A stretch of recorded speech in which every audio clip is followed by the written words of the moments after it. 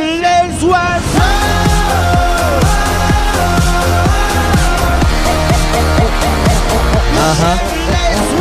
Oh oui, j'aime ça.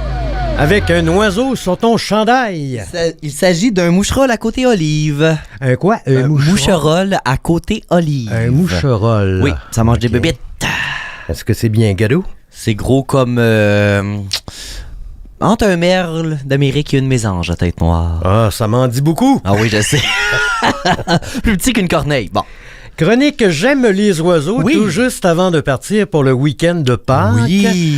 On va s'amuser un peu. Avec plaisir. On va commencer avec une question que tu connais bien parce que c'est toi qui l'as écrite. Comme les humains, les oiseaux ont des accents. Oui. Alors, pas besoin de te dire que j'ai vraiment été surpris d'entendre ça. Ben oui. Est-ce que c'est un mythe ou encore une réalité? C'est une réalité, mon cher Alain. Ça dépend. Une réalité, en fait, qui dépend de plusieurs facteurs. Entre autres, la situation géographique et l'environnement de l'oiseau. D'abord, il faut savoir, déjà c'est vraiment intéressant, chaque oiseau émet des sons distincts.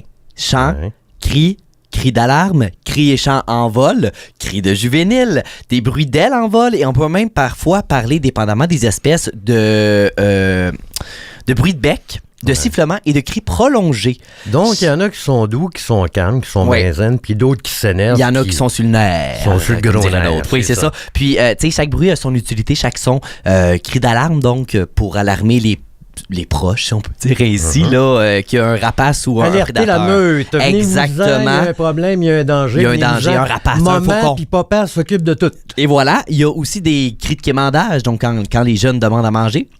Séduction aussi. Oh que oui! Ouais, et mais là, ça, il y a des périodes pour ça. Surtout ces temps-ci. Ça commence là, la période de nidification. C'est là qu'il y a de l'accouplement aviaire. Et j'ai fait quelques recherches pour vous parler justement de ça. Selon Romain Juillard du Muséum national d'histoire naturelle de Paris, un chant fort et varié est un indicateur de qualité. Les femelles vont choisir les mâles qui ont une voix qui porte. Ben ça, c'est comme voire dans bonne la vraie santé. vie. Exactement. C'est comme dans la vraie vie. Exactement. Quand t'es viril, t'as plus de chances de pogner. Oui, c'est ça. En temps normal, en tout cas. Et aussi, j'ai découvert qu'en mai 2012, il y a des chercheurs de l'université d'Aberystwyth au Pays de Galles, donc au Royaume-Uni, qui affirmaient que les oiseaux qui habitent en ville siffleraient un ton plus haut que leurs cousins en campagne pour mieux se faire entendre. Ben, c'est surprenant, hein? Mais hein? Ouais. Tu m'as également parlé de deux espèces en particulier bien distinctes, le bruant à gorge blanche et le cardinal rouge, qui ont retenu ton attention. T'as sûrement déjà entendu le bruant à gorge blanche sans même le savoir. Non, mais le cardinal, par exemple, oui. Oui, puis il y en a ici, déjà compté qu'il y en avait qui m'avaient attaqué à ma maison à Terrebonne. Oui, c'est vrai. Il faut le faire. J'avais un gros pommier, puis il y avait un nid en haut, puis moi, je passais à la tondeuse, puis à un moment donné, il arrive, puis pim, pic, pic, pic, puis il me piquait sur la tête. Hey. Ils sont très territoriaux, les... Calmez-vous! Mais ils m'ont je montrerai pas. Il a fallu que j'arrête la tondeuse. Ah ouais, tant que ça, hein? Ah ouais. Bon, au moins, t'es pas passé dedans. Bon, ça aurait fini plus que rouge, hein? Oui, c'est ça. Le bruant à gorge blanche, t'as déjà entendu où es-tu, Frédéric, Frédéric, Frédéric? Ou cache ton cul, Frédéric, Frédéric, Frédéric? C'est pas de mon époque. Non, t'as jamais entendu ça? Bon, en tout cas. Oui, j'ai déjà entendu. Bon, ben, c'est ce que je me disais. Et ce chant est resté en fait pratiquement inchangé jusqu'aux années 50-60. Mais, et ça je l'ai remarqué, dans un article de Radio-Canada, on souligne qu'à la fin du 20e siècle, il y a des biologistes qui ont remarqué que les oiseaux locaux, donc les bruants à gorge blanche, commençaient à innover dans l'ouest du Canada, mon cher. Innover des oiseaux. Innover. Oui, on niaise pas. Mais de quelle façon? Au lieu de faire la fin en triolet, donc Frédéric, Frédéric, Frédéric, c'est devenu seulement deux notes, un peu syncopées, comme si la fin était devenue Frédé, au lieu de Frédéric. Ils l'ont écourté un peu. Ils l'ont écourté un peu. Et en 2015, toute la moitié ouest. Bernard! Ouais, ben c'est ça, au moins. Et c'est ça, en 2015, toute la moitié ouest du Canada était passée donc de 3 notes à 2 notes. Donc, pas Frédéric, mais son surnom, Frédé. Et en 2019, il y en avait même en Abitibi et au Témiscamingue. Donc, depuis 2019, c'est déjà bien établi cette différence-là aussi. Là, ils se sont dit, j'en fais trop, on va se calmer. Ouais, ben on va se calmer le popotin un petit peu. Et d'ordinaire, s'il y a une nouveauté dans la mélodie qui apparaît, ben elle reste régionale. Donc, normalement, ça s'étend pas à la grandeur, surtout pas d'un pays comme le Canada. C'est l'une des premières études à montrer un effet de ce type à une échelle géographique aussi massive que, justement, le Canada. C'est quelque chose. Sérieusement, c'est quelque chose. Et Il y a un phénomène semblable qui se vit, oui, chez le cardinal rouge, celui qui attaque lorsque tu es trop proche de son nid. Lui qui est pas fin. Peut-être qu'il aimait juste pas la tondeuse, dans le fond. Non, Est-ce qu'elle était pas rouge, fin. ta tondeuse? Oui. Peut-être que Oui, en effet. Qu'il a pas aimé, en plus, une bébite rouge qui fait du J'avais bruit. un chandail rouge. En plus. Peut-être que tu t'es pas aidé. Ah, que j'ai une bonne mémoire. Ah, je te dis. Une Tu mènes mémoire une bonne vie. Faire attaquer par du cardinal. Oui. Le cardinal rouge. Je connais mes points cardinaux, par exemple. Ah, là, moi, je te reconnais. Ouais, c'est bon, ça. C'est ça, le chant du cardinal n'est pas inné, mais il est acquis. OK. Ce qui a pour conséquence que les chants varient là aussi, comme chez le bruant à gorge blanche, ils varient selon la région chez le cardinal rouge. Et ça, je vous en ai glissé un mot. J'en ai parlé aussi avec le collègue Claude Fournel. Dans la région ici, là, ils chantent du trad. Ils chantent du trad ici, tac, tac, tac. Et ça turlute à qui mieux. Ah oui, bon. Mais dans le sud de l'Ontario, ben, il y a de... Non, c'est pas tant que ça, là. Mais ils ont vraiment... Oui, il y a de l'œil.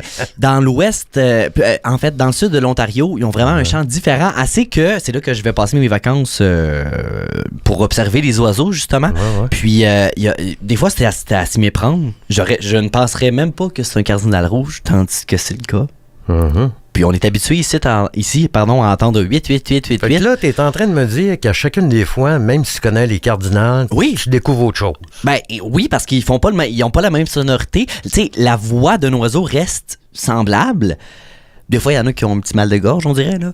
Mais, oui, je te dis, des fois, c'est surprenant, mais ils ont la même sonorité, mais pas le même vocabulaire. Le même vocabulaire. Ouais, disons, les syllabes sont pas pareilles, c'est vraiment surprenant.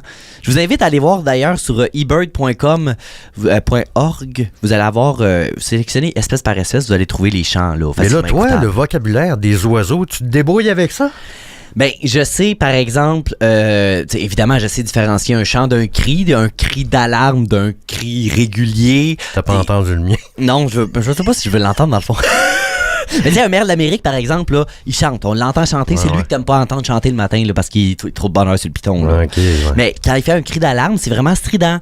Quand il crie tout court... Puis on l'entend, sa frustration, ben on sait, moi je le sais que c'est un cri de frustration, là, tu sais, là, chez le maire. C'est vraiment un monde à découvrir dans le monde de l'ornithologie. Alors, ça complète, et puis en fin de semaine, c'est le congé pascal, ça va te faire du bien, déménagement. Ça achève, les boîtes se défont, puis là, est-ce que tu sais qu'on se reverra pas avant le 16 mai? Même tu travailles pas en fin de semaine, toi? Ben oui, okay. Mais vendredi prochain, pour la chronique ornitho, j'aime les oiseaux. Ah, ben oui. Vendredi prochain, je serai absent. Jusqu'au début du mois de mai. Donc, on se retrouve pour la chronique J'aime les oiseaux le 16 Durant mai. tes vacances, tu vas aller voir des oiseaux puis tout ça. 2 semaines d'oiseaux. Oh oui. Tu vas mettre ça sur la page fans de CFNJ. Ah, je pourrais bien. Ce serait le fun. Si les gens sont intéressés à les voir, je pourrais bien faire ça pour eux. Il y a toujours des gens intéressés. Ah, j'en doute pas. Alors là-dessus, mon cher ami, joyeuse Pâques. Vous pareillement. Mangez pas trop de chocolat, ça fait engraisser, mais dans ton cas, bon. Ah ben là, t'es monté sur un frame de chat. La trentaine à l'approche. Non, mais tu sais, t'es monté sur un frame de chat. Même si tu prenais 2 livres, là, ça paraîtrait même pas tant que ça, non. Hey, bye! Bon week-end.